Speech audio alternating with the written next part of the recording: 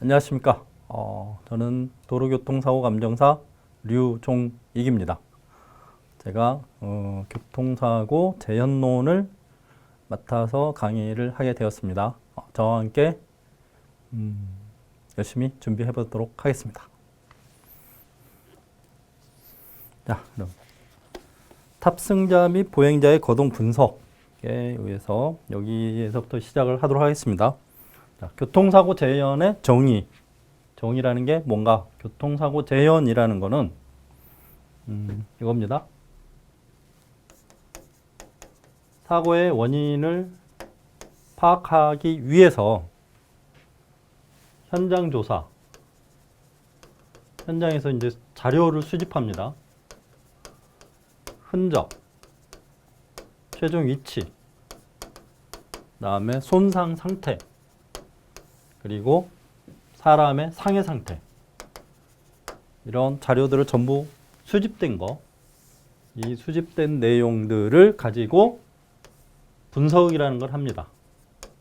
소위 말해서 속도, 충돌 위치, 충돌 자세,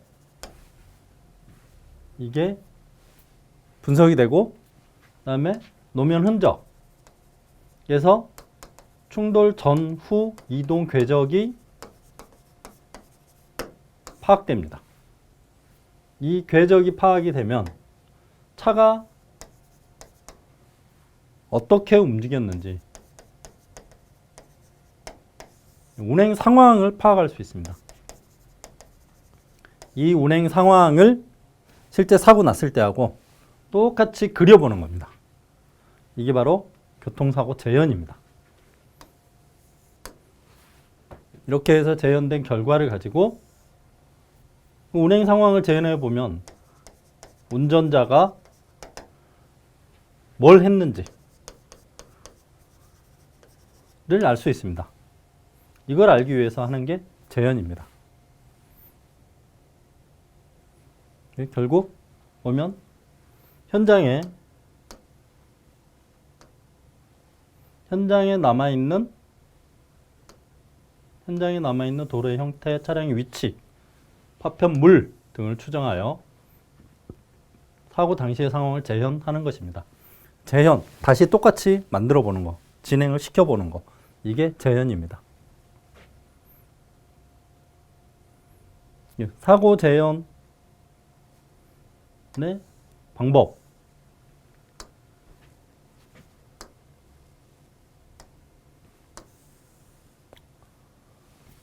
여러 가지가 있는데 조금 전에 이제 말씀드렸듯이 흔적을 분석하고, 그 다음에 여기에서 충돌 위치라든가 충돌 자세를 확인합니다. 그리고 이 흔적들에서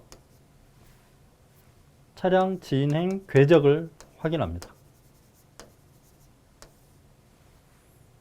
그러면 또한 탑승자나 보행자의 이동 궤적이 나올 겁니다. 이 궤적도 분석이 됩니다. 물리적인 현상에 맞춰 가지고 어떻게 진행이 되는지 이런 것들을 따져봅니다. 그리고 이 자체가 봤을 때, 그러면 충돌 당시에 차량의 진행 궤적이 어떻게 됐는지를 따져보는 겁니다. 만약에 중앙선 침범 사고가 있다 그러면 차가 이렇게 진행을 했고 스키드마크가 이렇게 발생을 했고요. 차가 이렇게 진행을 해 오고 있고 이렇게 진행해 오는 상태에서 여기에서 충돌이 일어났다. 여기에서 이렇게 간 거, 이 궤적 자체가 사고 재현입니다.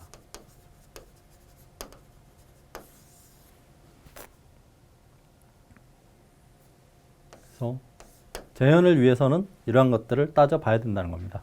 흔적, 손상, 그다음에 차량에 보면은 흔적에서 진행 궤적이 파악이 되는 거고, 탑승자나 보행자의 상해라든가 차량 내에서 어떻게 움직였는지 이런 것들을 따졌을 때 차의 운행 궤적을 알아볼 수 있습니다. 이게 이제 벡터 분석이 들어가는 거죠. 그다음에 여기서 보면은 이제 속도 분석이 들어가는 거고, 속도 분석이 들어가면은 1초 전, 2초 전 각각의 위치가 어떻게 되는지 이런 것들을 따지게 되는 겁니다.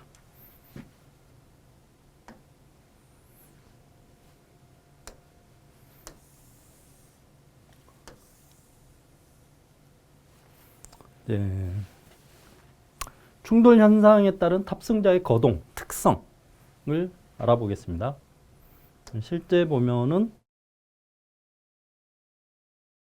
충돌 현상에 따른 이제 탑승자의 거동입니다. 차량 내부 사람들이 어떻게 움직이느냐.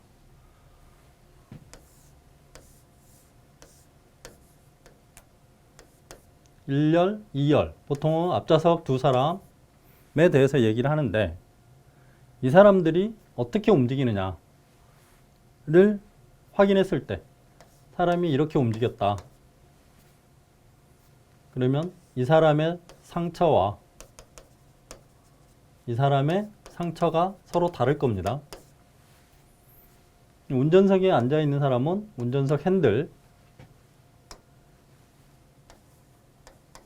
핸들이라는 구조물에 접촉이 가능하고, 실내 룸밀러가 있습니다. 룸밀러에 접촉이 가능하고, 이러한 상해 상황과 실제 구조물과의 접촉 상황을 파악을 할 수 있는 거죠. 그 다음에 조수석에 있는 사람들은 대시보드만 있는 거죠. 대시보드 아래쪽으로 혹은 그쪽에 가서 충격이 일어난다든가, 아니면 조수석 쪽 유리를 충격하나 아니면 운전석 쪽 유리를 충격하는가, 이런 거에 따라서 대부분의 경우는 가장 많이 하는 게 누가 운전을 하고 있었는가. 같은 의미지만 충돌 전 승객의 위치,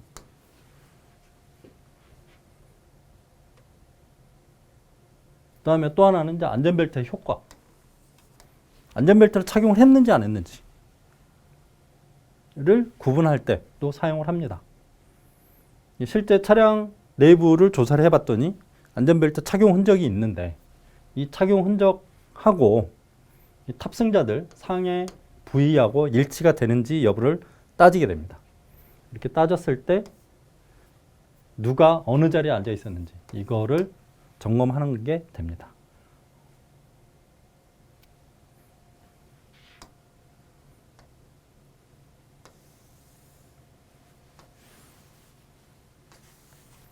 네, 이러한 문제를 해결하기 위해서 여러 가지 이제 단계를 거친다고 되어 있는데, 이거는 이제 조사하는 과정을 말하는 거고요. 실제적으로 이제 크게 의미를 부여하지는 않습니다. 근데 여기에서 이제 적용되는 몇 가지 중요한 현상들이 존재합니다. 어떤 내용이 존재하냐면요.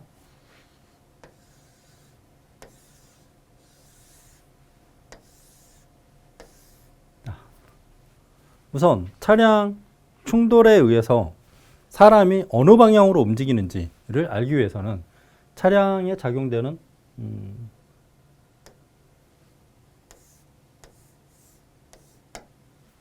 힘의 작용을 알아야 됩니다. 우리가 얘기를 할 때, 자, 정면 충돌이 일어나면은 이렇게 충격력이 작용을 하죠. 이 충격력의 작용을 PDOF라고 합니다. Principal Direction of Force 해야죠. 주된 충격력의 작용 방향이라고 정의를 하고 있고요. 이거에 대한 읽는 방법으로는 가끔 이제 시험 문제에 가끔 출제가 되는 부분인데요. 시계법으로 많이 활용을 합니다. 시계법이라는 거는 여기가 12시, 6시, 3시, 9시.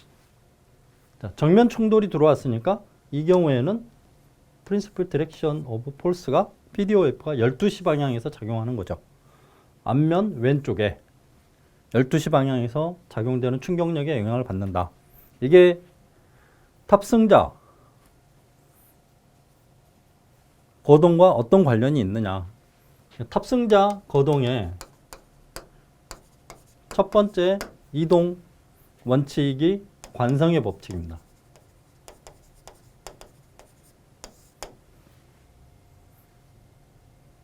그리고 작용, 반작용의 법칙을 따릅니다.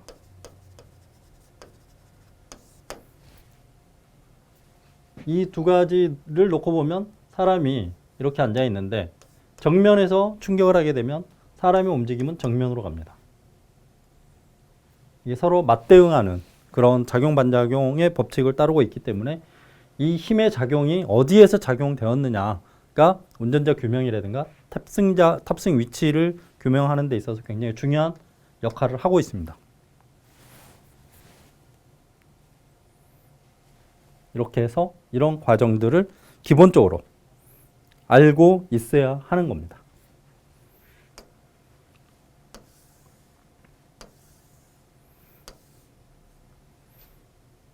탑승자 유형별 탑승자의 사고 유형별 탑승자 운동의 이해라고 되어 있는데 어떻게 보면 아주 상식적인 내용을 다루고 있습니다. 자, 전면 충돌이라고 그러죠. 프론트 임팩트. 차의 정면이 손상이 되는 경우입니다. 그래서 힘의 작용이 PDOF가 아마 12시쯤에서 12시 작용을 되는 힘의 작용을 받으면 여기에 있는 사람들의 이동은 반드시 이렇게 되어 있습니다. 앞으로 이렇게 가죠. 앞으로 밀려나기 때문에 이 사람들의 손상은 상해라고 그러죠. 힘의 방향과 반대 방향 평행하게 움직이며 충돌 직전에 위치하게 된다.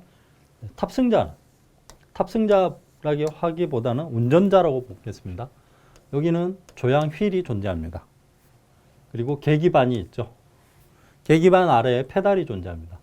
운전석과 조수석을 딱 구분하면 운전석 쪽에서는 핸들, 휠이라고 합니다. 그리고 계기반, 우리 소위 말해서 속도계라든가 RPM 게이지라든가 이런 걸 계기반이라고 합니다. 그리고 세 번째, 아래쪽, 발이 들어가는 쪽에 페달이 있습니다. 그 다음에 조수석에서는요, 대시보드만 있죠.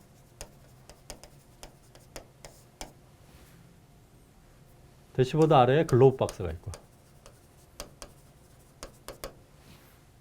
이거 두 개가 구분이 됩니다. 그래서 운전석에 앉아있는 사람은 핸들 손상이 반드시 일어날 거고요. 핸들 손상이 있는 사람은 반드시 운전석에 존재하는 사람일 가능성이 높습니다.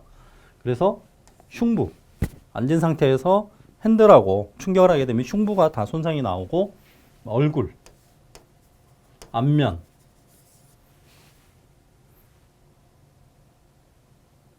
그리고 무릎에서는 계기반 아래쪽에 무릎이 충격을 하게 되고요. 그 다음에 페달에 발이 끼는 경우가 발생을 합니다. 그럼 발 손상이 나옵니다. 발.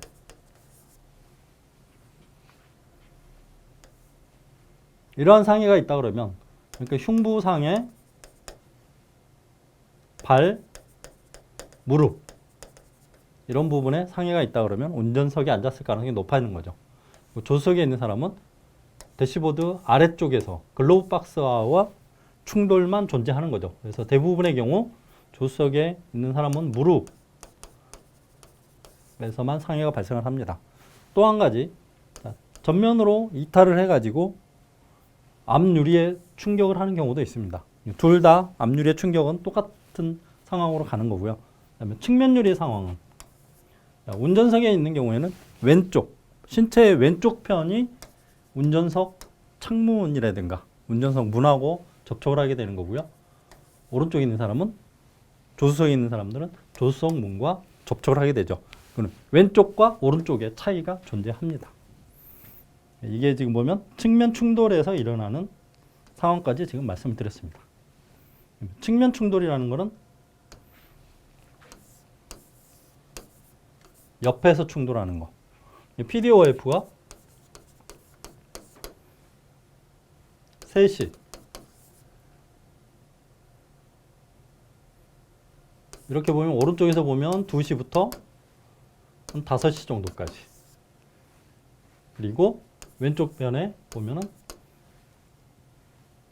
여기 보면 7시에서 11시 정도까지는 측면 충돌이로 볼 수 있는 거고요. 이렇게 충돌이 일어나면 사람은 자 11시에서 충돌이 일어나면 11시 방향으로 이동을 합니다. 운전석에 있는 사람은 왼쪽이 상해가 일어날 거고요. 조수석에 있는 사람도 왼쪽으로 이동을 하겠지만은 이 사람과 운전석에 있는 사람과의 접촉이 있고 그다음에 중간에 이제 콘솔 박스와의 접촉이 있을 뿐이죠. 여기 있는 사람은 그래서 상해 자체가 명확하게 이렇게 여기 앉았으면 이런 상해가 일어난다 이렇게 구분할 수는 없지만 왼쪽 편에 유리파편이 있느냐 오른쪽 편에 유리파편이 있느냐 그다음에 이 차의 충격 방향은 어디이냐에 따라서 상해 부위가 따라 어느 지점에 앉아 있는지를 정확히 구별해 볼 수도 있습니다. 그리고 이제 세 번째 보면 이제 후방 충돌. 실제 이제 후방 충돌은 우리가 기본적으로는 추돌이라고 얘기합니다. 충돌을 구분함에 있어서 정면 충돌이 있고요. 측면 충돌. 후방 추돌이라고 합니다. 추돌.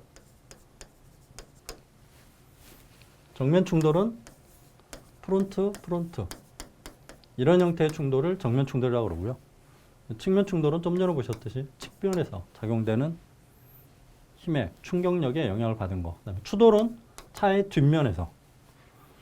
추돌의 경우에는 특이한 손상이 존재합니다. 차가 있다가 갑자기 앞으로 출발하게 되면 사람이 앉아있는 사람은 뒤로 이동을 하게 됩니다. PDOF 방향으로 사람이 이동을 하게 되는 거죠. 그랬을 때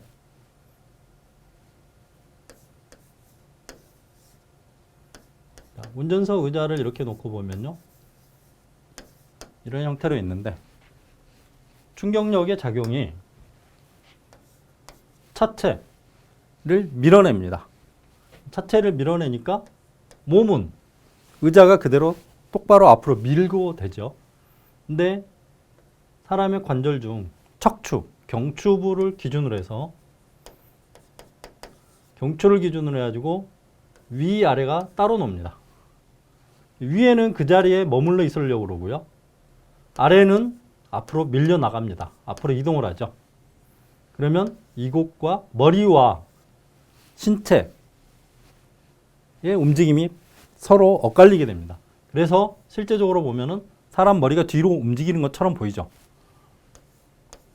차체가 앞으로 가버렸기 때문에 머리는 그대로 있으려고 하고 이 영향 때문에 경추를 기준으로 해서 머리는 그 자리에 있고 머리가 뒤로 제껴지는 그런 현상이 나옵니다. 여기에서 과도하게 제껴져요. 이런 상황이 나타나서 경추의 탈구, 골절, 손상 여러 가지 흔적 이제 상해가 발생을 하게 되는데 이런 상해들에서 이런 충돌 현상을 특별히 얘기하고 있는 게 있습니다. 이거를 편타 손상이라고 합니다. 편타 손상. 일이 있고 이제 머리 부위가 있고 신체 부위가 있는데 두 개 중에 한 곳에만 충격이 작용한다는 겁니다. 그래서 상해가 이 부분에서 직접적으로 일어나게 되는데 이거를 편타 손상이라고 합니다. 한쪽만 치우친다.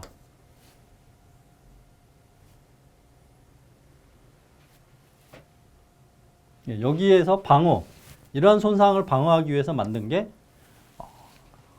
자동차 실내에 보면 헤드레스트라고 있습니다. 헤드레스트가 이거를 방지하기 위해서 이런 부상을 방지하기 위해서 만들어 놓은 장치입니다. 이게 이제 맨 처음 초창기 사고에는 이런 자동차를 제작할 때 이런 게 없었는데 이런 상해들이 자주 발생을 하다 보니까 그거 방지용으로 헤드레스트를 만들게 되었다 라는 거를 이해하고 계시면 되겠습니다. 자동차 전복 사고는 차가 뒤집어진 겁니다. 전복은 바퀴가 하늘을 보고 있는 거. 전도는 바퀴가 도로하고 나란하게 되어 있는 거. 이거는 전도라고 그럽니다. 이거는 전복이라고 그럽니다. 이런 경우에는 사람이 여기에 매달려 있는 거죠. 의자에 사람이 매달려 있는 상황입니다. 그래서 대롱대롱하고 벨트를 하고 있었다면 의자에 매달려 있는 거고, 그렇지 않다 그러면 천정에 머리가 직접 충격을 하게 되는 거죠. 위에서 수직으로 자유낙하의 힘을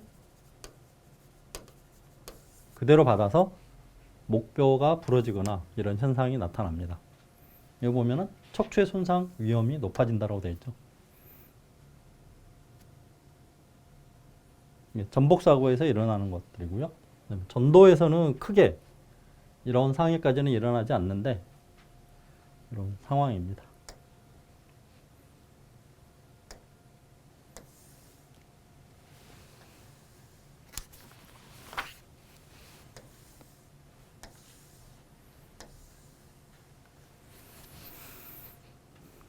자, 다음은 보행자 상해에 관련돼서 말씀을 드리겠습니다.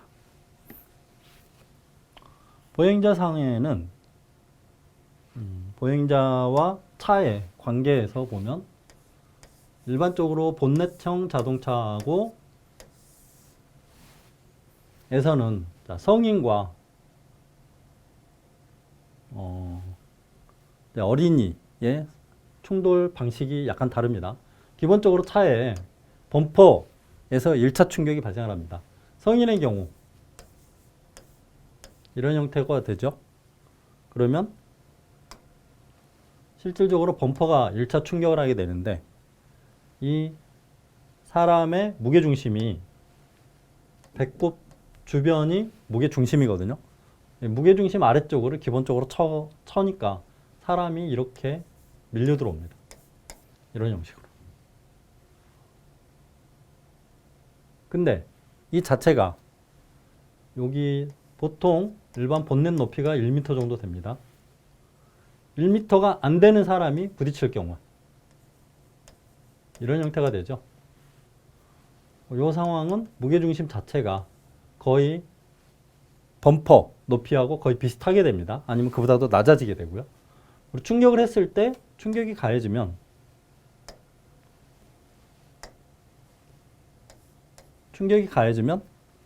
여기는 사람이 바로 넘어집니다. 상해 2차 충돌 자체가 달라져 버리죠.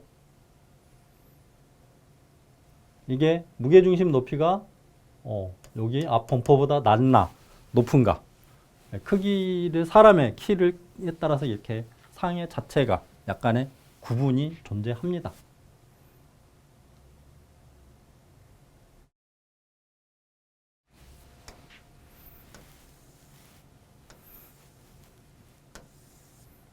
보행자의 손상 형태를 구분합니다.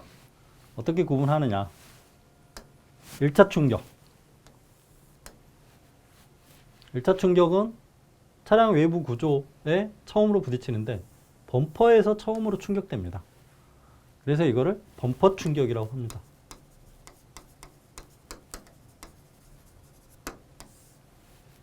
이게 첫 번째입니다. 보행자 1차 충격, 범퍼 충격입니다. 차의 가장 앞부분이 범퍼이기 때문에 정면으로 다가오는 차량의 경우에는 범퍼 충돌 손상이라고 합니다. 그리고 1차 충격에 의해서 사람이 또 오릅니다. 또 올라가지고 2차 충격이라는 게 존재하는데요. 어디로 가느냐? 차체 위쪽으로 올라갑니다.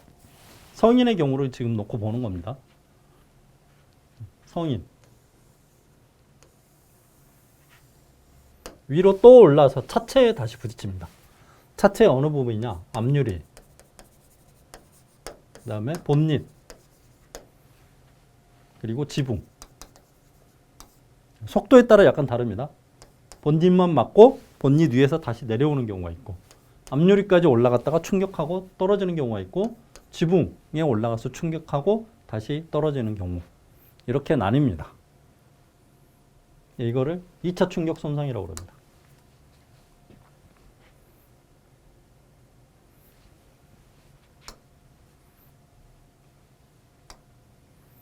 그리고 2차 충격한 뒤에 사람이 다시 앞으로 날아갑니다.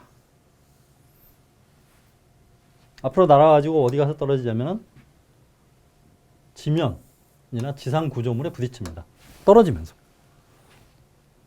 차 위에 부딪혔다가 다시 날아가가지고 던져져서 3차 충격이 나오는데, 이거를 혹은 전도 손상이라고 합니다.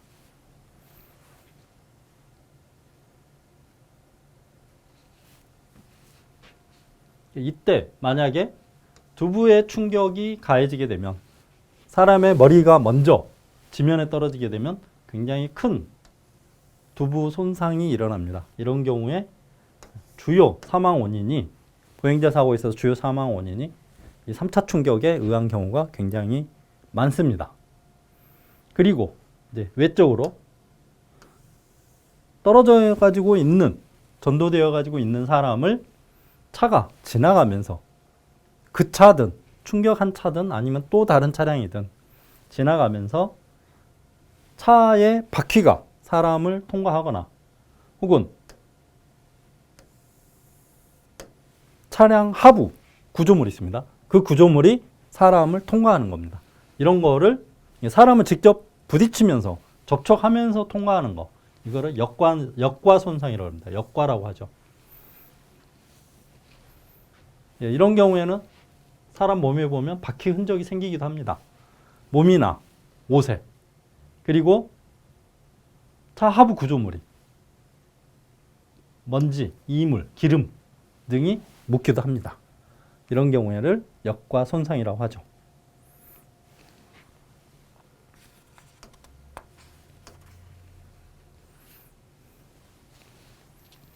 그래서 보면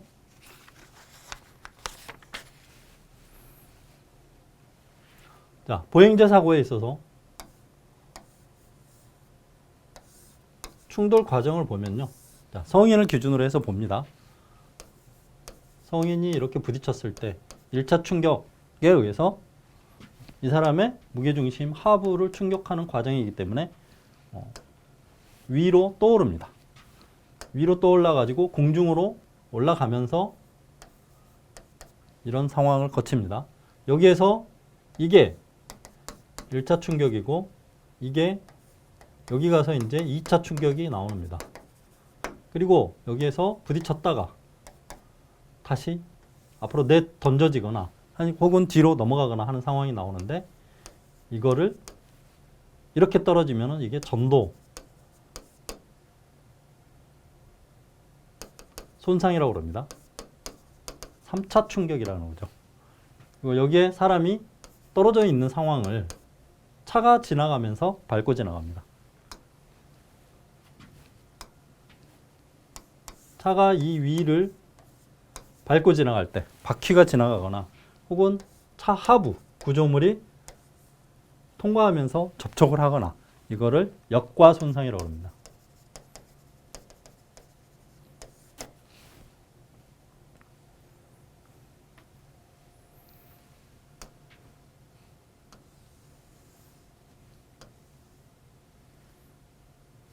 역과 손상에서는 특히 이런 것들이 나타납니다. 차량 하부에 혈흔, 피부 조각, 모발, 의복 조각, 이런 것들이 부착이 되는 겁니다. 의복 조각이 부착되는 거죠. 거기에 잘 조사해 보면 혈흔 같은 게 나타납니다. 특히 머리카락 같은 경우도 많이 나오는 거고. 그리고 만약에 사람이 여기에서 끌려가 버리면, 하부 구조물에 딱 걸려가지고 끌려가게 되면은요, 사람도 화상이 일어납니다. 계속해서 끌려가면서 노면과 이거를 열상이라고 그러는데요. 계속해서 닳고 닳아가지고 이런 상해가 발생할 수도 있다는 겁니다.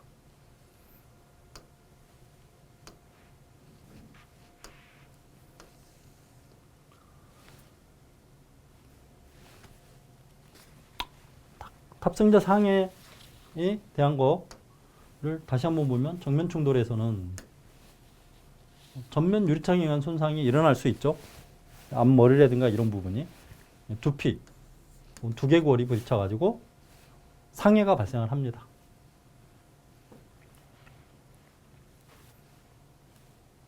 그리고 경부 손상이 일어납니다. 경부 손상의 발생 원인은 사람이 이렇게 지나가는데 머리가 부딪히게 되면은요, 사람 신체는 앞으로 밀려갑니다. 차 구조를 보면은 앞유리가 이렇게 생겼어요. 사람이 먼저 가서 이렇게 부딪히고, 여기서 부딪히고 방어를 하고 신체는 앞으로 계속 이동을 합니다. 그러면 이 부분 상해가 발생을 하게 되죠. 그래서 경부 손상이 발생을 하게 됩니다.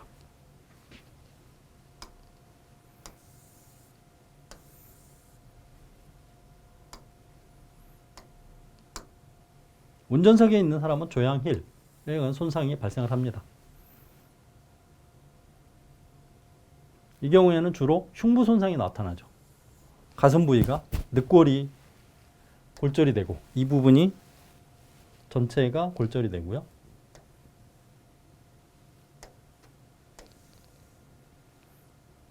내부 장기, 여기에 있는 내부 장기들의 손상이 발생을 할 수 있는 거죠.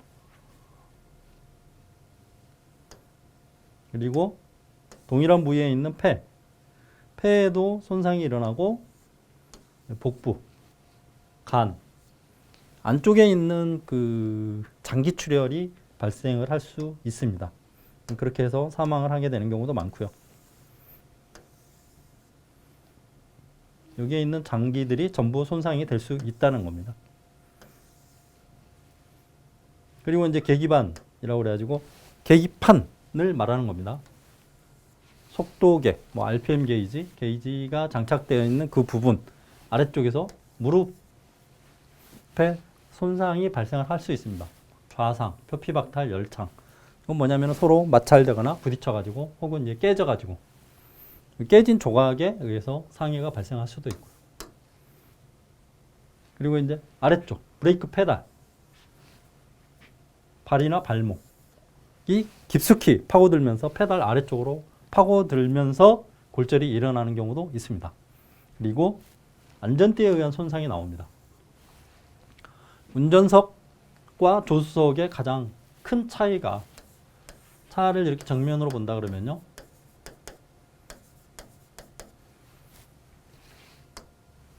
안전띠가 운전석에서는 이렇게 나타납니다. 3점씩을 사용하는데 반드시 왼쪽 어깨에서 오른쪽 옆구리로 들어갑니다. 조수석에서는요, 반대가 되죠. 오른쪽 어깨에서 왼쪽 옆구리로 파고듭니다. 그래서 우리가 이제 벨트를 보면 숄더 벨트하고 그다음에 랩벨트가 이제 존재하는데, 이 부분을 랩벨트라고 그러고요. 어깨 부분을 숄더 벨트라고 합니다. 어깨를 잡아주는 거, 어깨를 잡아주고 이쪽 이제 골반을 잡아주는 건데, 이 두 개의 상처가 약간 다르게 나타납니다. 그리고 충격에 의해서 강한 충격력이 작용할 때 흔적이 나오는 경우도 있습니다. 신체에. 이 흔적이 남는 방향이 어느 방향인가에 따라서 차 내에 운전석 쪽에 앉았느냐, 조수석 쪽에 앉았느냐를 구분할 수 있습니다.